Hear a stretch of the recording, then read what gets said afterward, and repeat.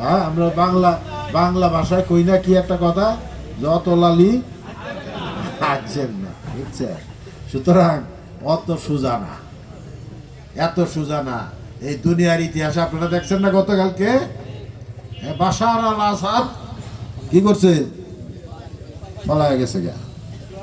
স্বৈরাচারের বিদায় এমনি হয়, কিন্তু যারা একটু সাহসী স্বৈরাচার, যারা জীবনের মায়া করে না, তারা কিন্তু দেশ থেকে মরে। যেরকম আপনি দেখবেন যে গাদ্দাফি লিবিয়ার, উনি কিন্তু দেশ ছেড়ে গেছে না।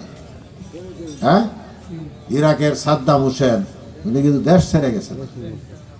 হ্যাঁ, তো উনি এত কিছু করছেন, দেশের অত উন্নয়ন করছেন, এত কিছু করছেন, এত কিছুর পরে উনি কেন চলে গেলেন? এত এত নেতা কর্মী ফালায় থিয়া, এত নেতাদের ফালায় থিয়া, এখন উনি আজকে দেখলাম উনি ভার্চুয়াল মিটিং করতেছে লন্ডনে। তার এই যে চুরা রাজাহারা পলাইছে, মন্ত্রী প্রতিমন্ত্রী এমপিরা যেখানে কিছু আছে লন্ডনে, এখানে তাদের সাথে মিটিং করে। এখন দেশ ছেড়ে গেছে গা বিদেশে। আর কয়দিন পরে দেখবো যে তারা খুব শান্ত বয়ে মিটিং করে। সুতরাং এইগুলা মিটিং সিটিং দিয়ে কাজ হবে না। বাঙালি জাত আমরা খুব ভালো, খুব খারাপ।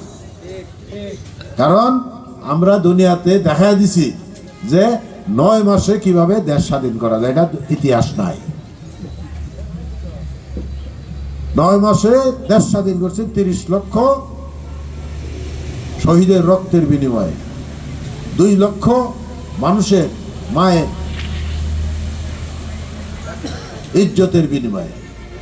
সুতরাং আমরা অত সহজে টলবো না। যত কিছুই বলেন, যত কিছু করেন, আর আমাদের পার্শ্ববর্তী দেশ ওনারে খুব আদর যত্ন